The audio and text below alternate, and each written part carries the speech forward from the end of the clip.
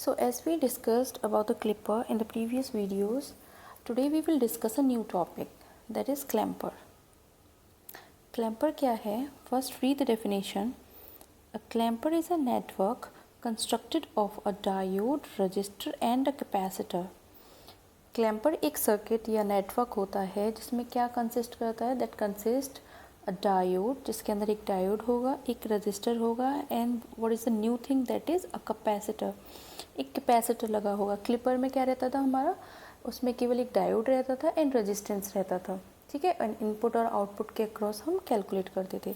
But यहाँ पर ये न्यू थिंग क्या है? That is a capacitor.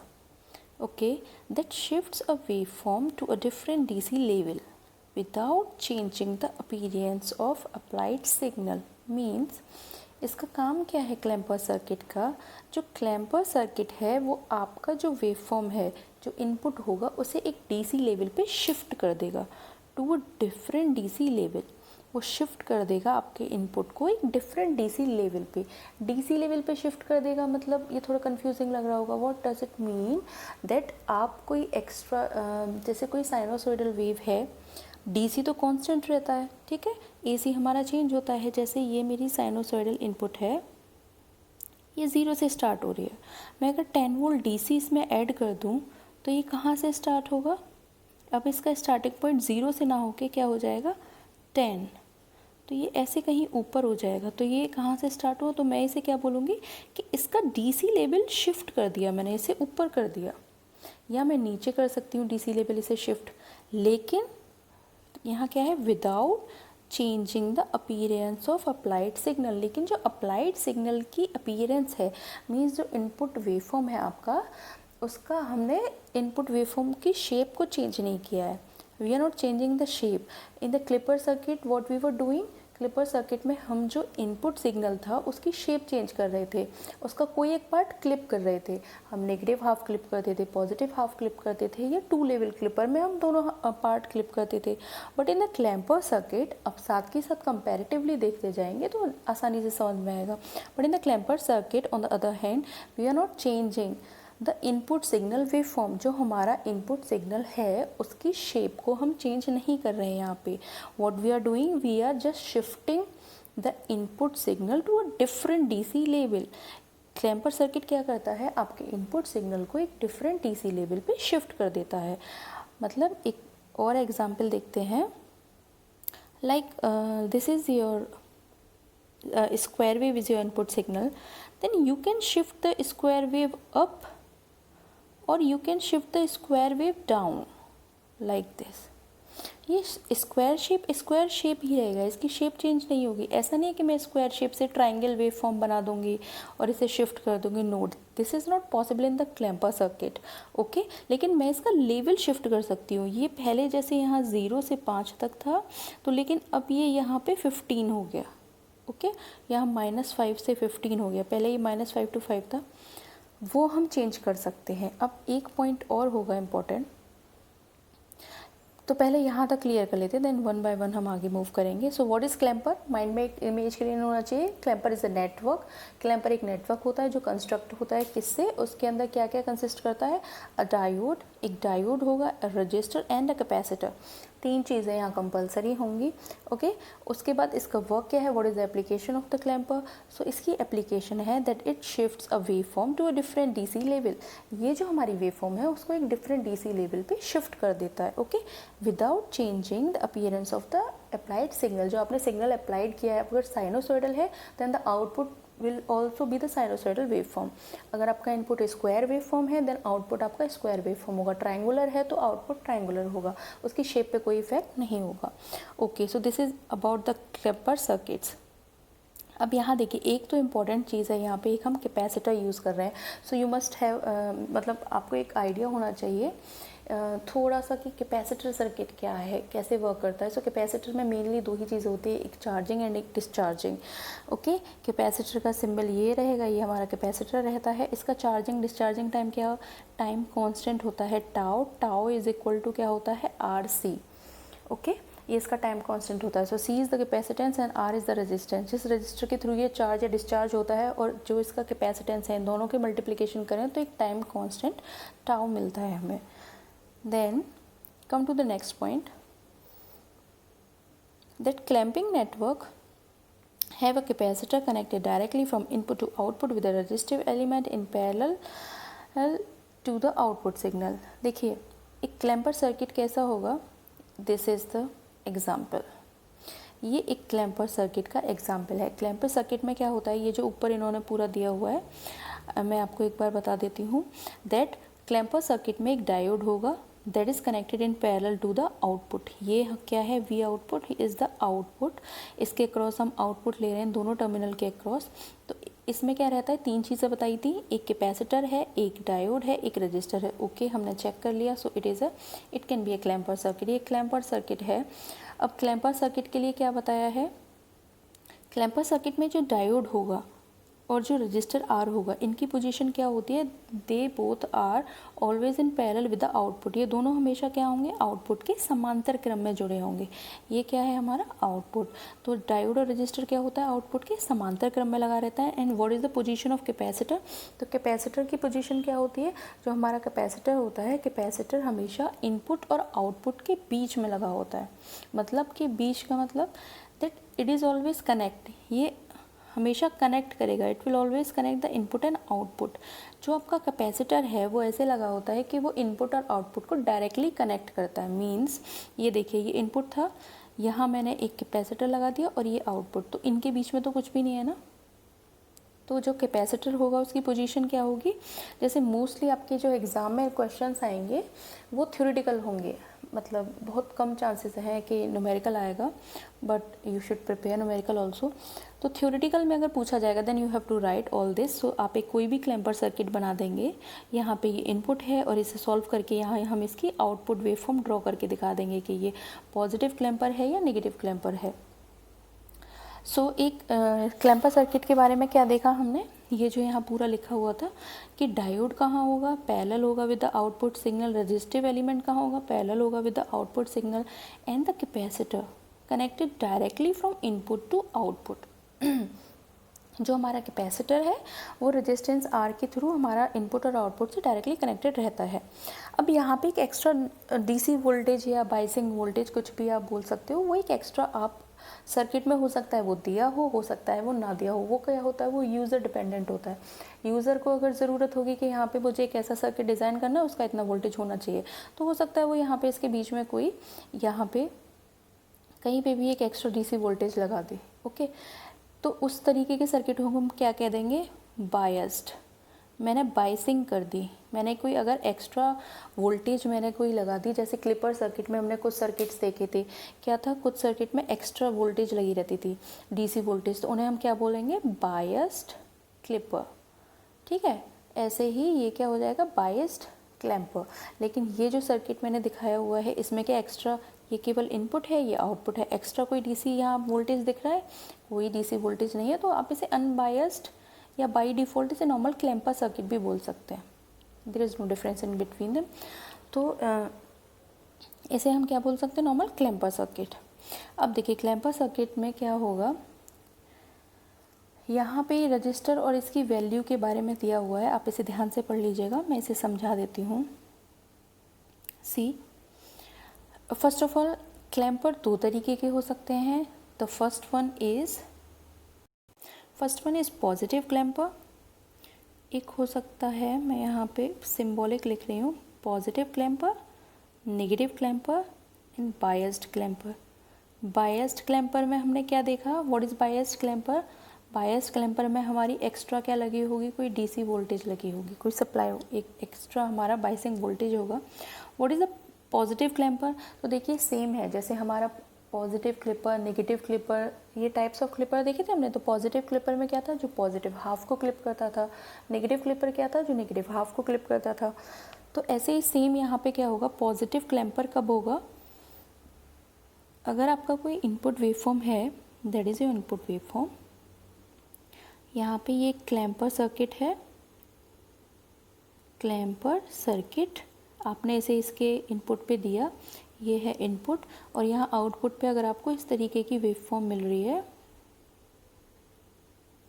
जो पूरी ऊपर शिफ्ट हो गई, कहाँ शिफ्ट हो गई, वो अपवर्ड शिफ्ट हुई है, उसमें जो शिफ्ट है डीसी लेवल जो शिफ्ट हुआ है उसका वो अपवर्ड है, ऊपर पॉजिटिव हाफ में अगर वो शिफ्ट हो गई तो इसे हम कहते हैं पॉजिटिव क्लैम्पर। अगर यही इनपुट आपने क्लैम्पर सर्किट को दिया लेकिन आउटपुट अगर इसका ये आ जाए तो इसे हम क्या बोलेंगे, नेगेटिव क्लैम्पर, क्योंकि यहाँ जो हमारा इनपुट था वो कहाँ क्लैम्प हो गया, नेगेटिव हाफ में, नीचे की तरफ जो डीसी लेवल था इसका वो नीचे की तरफ इसे शिफ्ट कर दिया है। ठीक है, तो ये होते हैं दो, पॉजिटिव और negative. And the third one is biased clamper, तो वही अगर एक्स्ट्रा कोई डीसी वोल्टेज होगा तो उसे हम बोलते हैं biased clamper. Okay, now look at this circuit. इस सर्किट में देखेंगे यहाँ पे देयर आर टू थिंग्स, दो चीज़ें हैं जो आपको ध्यान देनी है। The first one is the time period of the applied signal. एक जो आपने अप्लाई किया है सिग्नल उसका टाइम पीरियड, मतलब आवर्तकाल, हिंदी में बोलेंगे इसका आवर्तकाल क्या है, जितने समय बाद वो रिपीट करना स्टार्ट कर देता है खुद को, वो उसका आवर्तकाल वही रहता है। तो एक तो इसका आवर्तकाल देखना है हमें, and the second thing is the time constant of the circuit, क्योंकि यहाँ हम एक कैपेसिटर यूज़ कर रहे हैं तो कैपेसिटर का अपना एक टाइम कांस्टेंट होगा। तो कैपेसिटर का टाइम कांस्टेंट कितना होता है, tau is equal to R C. तो tau is equal to R C और टी में क्या रिलेशन होता है, that tau must be very very greater than T. Okay, means if T is the time period of the signal, अगर T इस signal का आवर्तकाल है, then R C, what is R C, the time constant of the circuit, ये circuit का क्या है, time constant है, should be much larger than this time period. तो ये जो हमारा आर सी टाउ, ये जो हमारा टाइम पीरियड है, that must be much larger than the capital T. Means जो टाइम कांस्टेंट होगा सर्किट का टाउ, वो हमारे आवर्तकाल से बहुत बड़ा होना चाहिए, मतलब काफ़ी इनमें डिफरेंस होना चाहिए। तो अप्रॉक्सीमेटली जितना जो हम देखते हैं वो 10 टाइम्स होना चाहिए, लगभग 10 टाइम्स तो मिनिमम होना चाहिए। तो जो टाउ है ये हमारा लगभग 10 टाइम ग्रेटर देन होना चाहिए कैपिटल टी से। Okay, now come to the circuit. कैसे हम इसके सर्किट्स को सॉल्व करेंगे, उसके कुछ स्टेप्स होते हैं, स्टेप्स में डिवाइड कर दिया है ताकि आपको प्रॉब्लम ना हो। Now we will see. So step 1, start the analysis by examining the response of portion of the input signal that will forward bias the diode. Means सबसे पहले आप सर्किट को एनालाइज करेंगे और ये चेक करेंगे, क्योंकि आप जो भी सर्किट अप्लाई करेंगे, जो भी आप इनपुट देंगे, सॉरी नॉट सर्किट, सिग्नल, जो भी आप सिग्नल अप्लाई करेंगे उसमें दो हाफ हो सकते हैं, या तो पॉजिटिव या नेगेटिव। तो आप पहले ये चेक करेंगे कि किस हाफ में डायोड वर्किंग है, क्योंकि आपका जो सर्किट है आपको पता है उसमें क्या होगा, एक कैपेसिटर लगा होगा, एक डायोड एंड एक रेजिस्टर। तो सबसे पहले हमें उस सर्किट को एग्जामिन करना है, क्या लिखा है, एग्जामिन। देन हमें ये चेक करना है कि किस पोर्शन में, पॉजिटिव में या नेगेटिव में, हमारा जो डायोड है वो फॉरवर्ड बायस है। ओके, तो सबसे पहले हम फॉरवर्ड बायस के लिए देखेंगे। तो फॉरवर्ड बायस में क्या होगा, जब फॉरवर्ड बायस होगा हमारा डायोड तो हमारा सर्किट वो किस स्टेट में आ जाएगा, ऑन स्टेट में, और वो एक शॉर्ट सर्किट की तरह वर्क करेगा। ओके, और उस समय जब डायोड ऑन होगा तो कैपेसिटर क्या हो रहा होगा, चार्ज हो रहा होगा। तो इसलिए हम पहले स्टेप में क्या करते हैं, ये चेक करते हैं कि कौन सा पोर्शन है जिसमें डायोड ऑन है। स्टेप 2 क्या है, during the period that the diode is in on state assume that the capacitor will charge up instantaneously to a voltage level determined by the surrounding network। Means इसका कहने का क्या मतलब है कि जब आपका डायोड ऑन होगा तो उस समय आपका कैपेसिटर इंस्टेंटेनियसली मीन्स त्वरित, मतलब जल्दी से जो उसके सराउंडिंग वोल्टेज है, मतलब यहाँ अगर हमने बहुत ज़्यादा कोई वोल्टेजेस नहीं लगाए, अगर आपने अनबाइज्ड क्लैम्पर लिया है तो जो इनपुट वोल्टेज है आपका, जो कैपेसिटर है, जो संधारित्र है, कैपेसिटर को हिंदी में संधारित्र बोलते हैं, तो आपका जो संधारित्र है वो उस वोल्टेज तक क्या हो जाएगा, चार्ज अप हो जाएगा। Okay, this is the step 2। Now the step 3, फिर हम क्या करेंगे, अब हमने पॉजिटिव हाफ देख लिया, कैपेसिटर चार्ज हो चुका है। अब जो कैपेसिटर चार्ज है, अब हम नेगेटिव हाफ के बारे में बात करेंगे, जब डायोड क्या होगा, ऑफ। अब जब डायोड ऑफ हो जाएगा दूसरी साइकिल में, वो पॉजिटिव भी हो सकती है, नेगेटिव भी हो सकती है। ओके, तो जिस साइकिल में अब डायोड ऑफ होगा उस समय क्या देखेंगे, उस समय कैपेसिटर डिस्चार्ज होगा। कैपेसिटर डिस्चार्ज होगा, उसके बाद हम उसका एनालिसिस करेंगे। दोनों हाफ में क्या करेंगे, हम वी आउटपुट कैलकुलेट करेंगे। वी आउटपुट कैलकुलेट करके फिर वही जो हम सेम वेवफॉर्म रिस्पॉन्स ड्रॉ करते हैं कि इनपुट वेवफॉर्म के रिस्पेक्ट में आउटपुट वेवफॉर्म क्या है, वो हम ड्रॉ कर लेंगे। अब यहाँ एक पॉइंट है जो बहुत इंपॉर्टेंट है, दैट इज दिस स्टेप 5।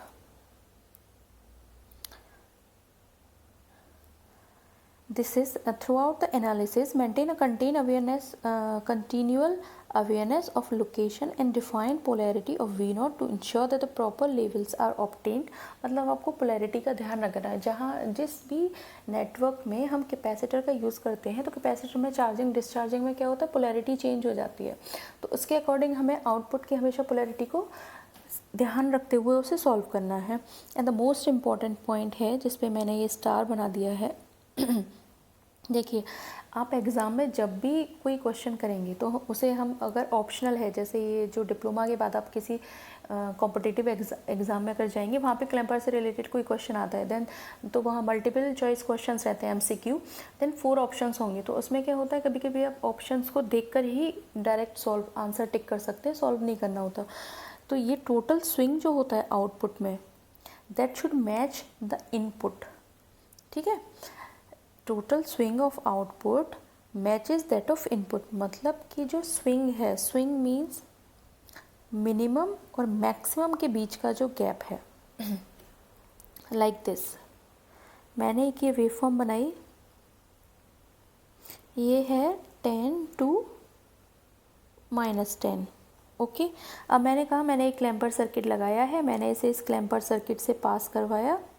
मान लीजिए आपके कॉम्पिटिटिव एग्जाम में कोई क्वेश्चन आता है तो मुझे आउटपुट पे क्या मिलेगा मैंने 4 ऑप्शन दे दिए। The first one is this, तो इसकी मैक्सिमम हो गई 15 और नेगेटिव हो गया -10, ऑप्शन 1। ऑप्शन 2 होगा हमारा, अगर मैंने ऐसे दे दिया कि सेम है, बस 0 से ही स्टार्ट हो रहा है, ये +10 और ये -15। ऑप्शन 3 मैंने दे दिया कि ये पूरा पॉजिटिव हाफ में शिफ्ट हो चुका है। क्या होगा पॉजिटिव हाफ में, ये हो चुका है कुछ 5 वोल्ट से, और इस पॉइंट का पोटेंशियल कुछ भी मान लीजिए 25।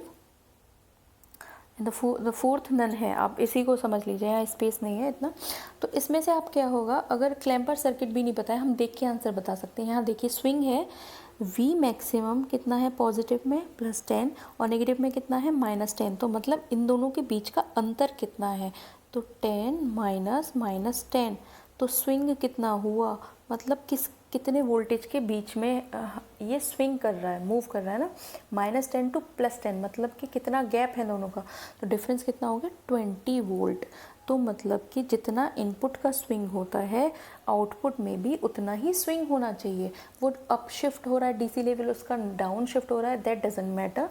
तो शिफ्ट जो होता है दैट शुड बी कांस्टेंट, वो हमेशा कांस्टेंट रहता है और सेम होना चाहिए, दैट शुड बी सेम। तो अब इसे चेक करते हैं हम पहले वाले पार्ट को। यहाँ देखिए ये 15 है और ये -10 है, तो यहाँ स्विंग कितना होगा, ये होगा 15 -10 मीन्स 25, और इनपुट पे कितना था 20, means it is not the correct answer. Now come to the second, यहाँ कितना होगा 10 -15, यहाँ कितना स्विंग हो जाएगा 25, बट इनपुट पे कितना है 20, that is not the correct answer. यहाँ कितना है, ये थोड़ा गंदा सा हो गया है, मैं दोबारा से ड्रॉ कर देती हूँ। इनपुट पे स्विंग था 20 एंड जो लास्ट मैंने ऑप्शन दिया था आपको वो कुछ ऐसे था, ये 5 से 25 के बीच में स्विंग हो रहा था, DC लेवल अप शिफ्ट हो गया था। इसका स्विंग कितना होगा 25 -5 दैट इज़ 20। अब क्योंकि इन दोनों का स्विंग सेम है, that can be the answer.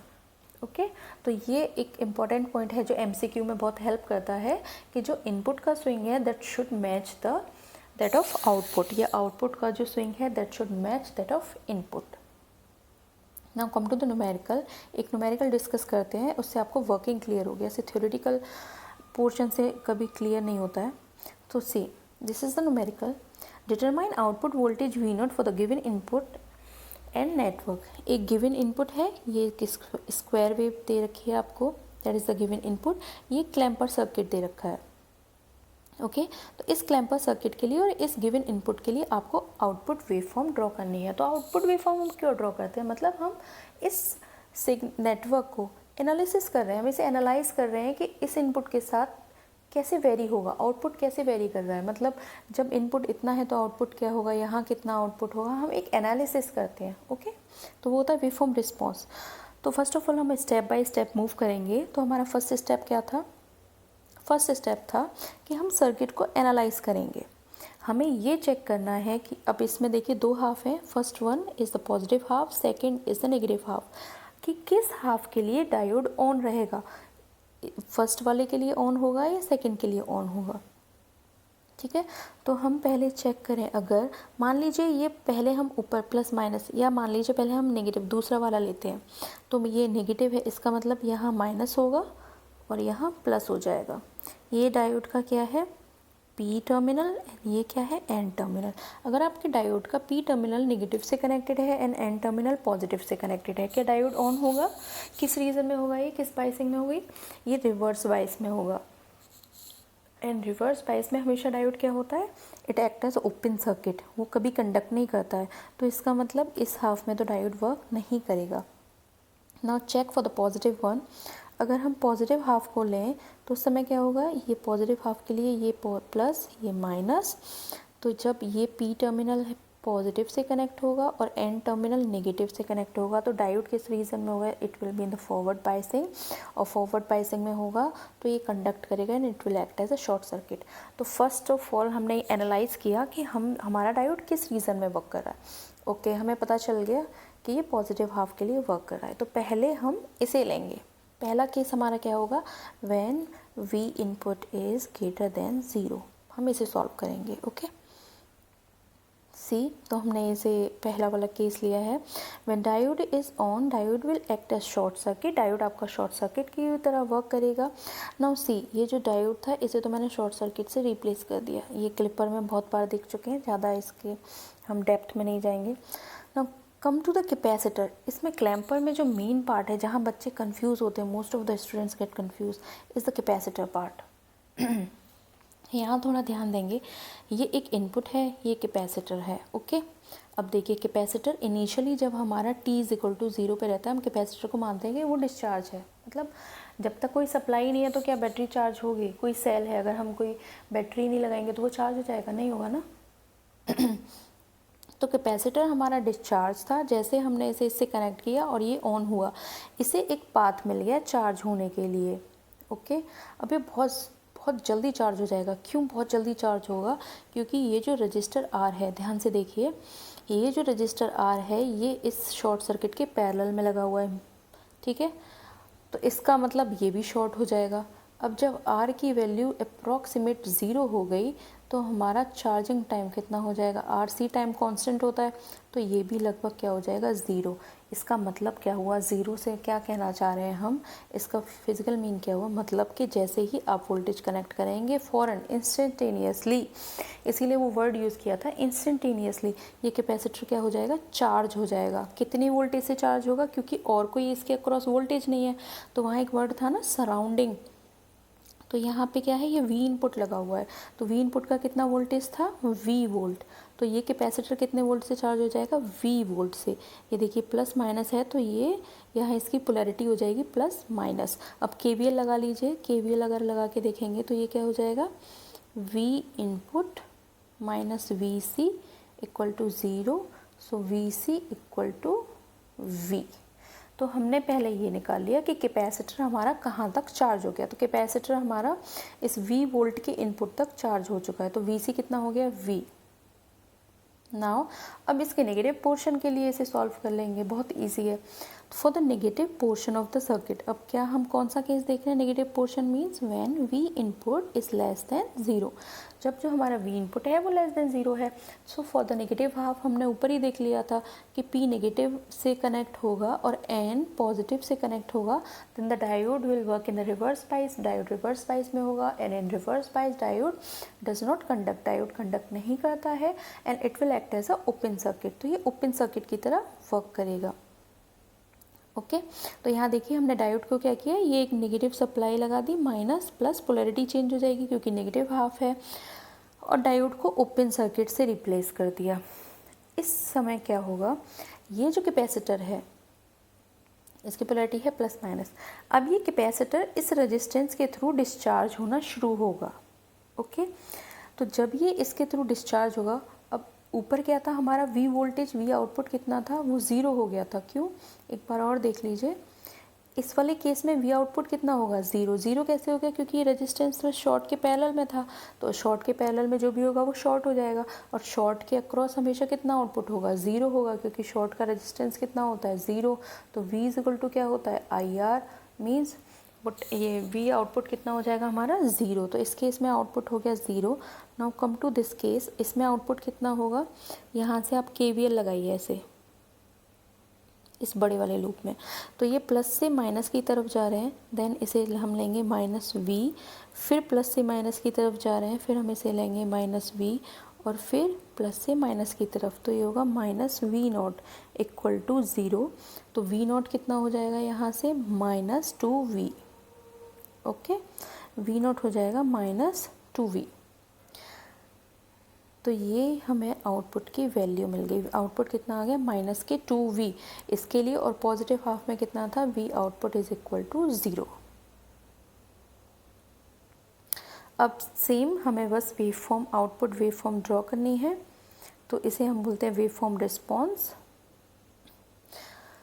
तो हमने सबसे पहले इनपुट ड्रॉ कर लिया, इनपुट तो हमें दिया हुआ था, ये एक स्क्वायर वेव फॉर्म थी, ये प्लस वी और ये माइनस वी, इसकी मैक्सिमम था प्लस वी और नेगेटिव में मैक्सिमम कितना था, माइनस वी। अब हमने देखा था कि जब पॉजिटिव हाफ था, इस वाले हाफ के लिए वी आउटपुट कितना था, ज़ीरो, तो मैंने यहाँ ज़ीरो की एक लाइन ड्रॉ कर दी। ओके फिर उसके बाद हमने नेगेटिव हाफ में देखा, नेगेटिव हाफ में वी आउटपुट कितना था, आप चाहें तो इसमें टेबल ड्रॉ कर सकते हैं, सेम टेबल जो हम क्लिपर में ड्रॉ करते थे, we input, diode and we output, तो इस सेम टेबल आप यहाँ ड्रॉ कर सकते हैं। तो इस केस में वी आउटपुट कितना था, माइनस टू वी। ओके तो नेगेटिव हाफ में ये केवल माइनस वी था, लेकिन ये कितना हो गया, माइनस टू वी, मतलब इसे हमने नीचे ज़्यादा लंबा बना दिया, माइनस टू वी। तो ये हो गया वेव फॉर्म रिस्पॉन्स। इस इनपुट के लिए ये सर्किट इस तरीके से वर्क करेगा, पहले इसमें कोई आउटपुट नहीं आएगा, आप मेज़र करोगे तो बाद में माइनस के 2V वोल्टेज का आउटपुट आपको मिलेगा। अब ये आपकी जो वेव फॉर्म बनी है, क्वेश्चन में कैसे चेक करें ये ठीक है कि नहीं, तो एक जो स्टार पॉइंट मैंने स्टार्टिंग में बताया था, that the swing of the input और the swing of the output must be same that of the input. जो आउटपुट का स्विंग है, मीन्स जो मैक्सिमम मिनिमम का डिफरेंस है, वो इनपुट और आउटपुट का सेम होना चाहिए, स्विंग दोनों का सेम होना चाहिए। तो यहाँ देखिए आउटपुट में यहाँ तो ज़ीरो है और यहाँ माइनस के 2V है, तो लास्ट में क्या है, हम हमेशा क्या फाइनल माइनस इनिशियल करते हैं, तो फाइनल क्या है, माइनस 2V माइनस ये क्या है, ज़ीरो, तो कितना हो गया स्विंग, माइनस 2V। यहाँ देखिए ये क्या है, माइनस V है लास्ट में, तो मैं अगर स्विंग देखूँ तो कितना होगा, minus V that is 2V minus 2V, sorry, तो दोनों का स्विंग सेम है, ये भी माइनस 2V है, ये भी माइनस 2V है। अगर दोनों का स्विंग सेम है, मीन्स हमने जो सॉल्व किया है वो करेक्ट है, और जो हमारा आउटपुट वेव फॉर्म है वो यही होगा। तो इस तरीके से हम क्लैम्पर सर्किट को सॉल्व करते हैं। एक बार में समझ में नहीं आएगा, इसे कम से कम 2-3 बार ट्राई कीजिएगा, फिर नेक्स्ट वीडियो में हम 2-3 न्यूमेरिकल और सॉल्व करेंगे, तो आपको फिर ये थोड़ा इजी लगने लगेगा। और इसमें बस कैपेसिटर का ध्यान रखना है कि कैपेसिटर चार्जिंग डिस्चार्जिंग में पोलैरिटी का क्या सीन है। ओके सो आज इतना ही है, आप सभी इसे प्रैक्टिस करेंगे घर पे, नेक्स्ट क्लास में फिर हम डिस्कस करेंगे।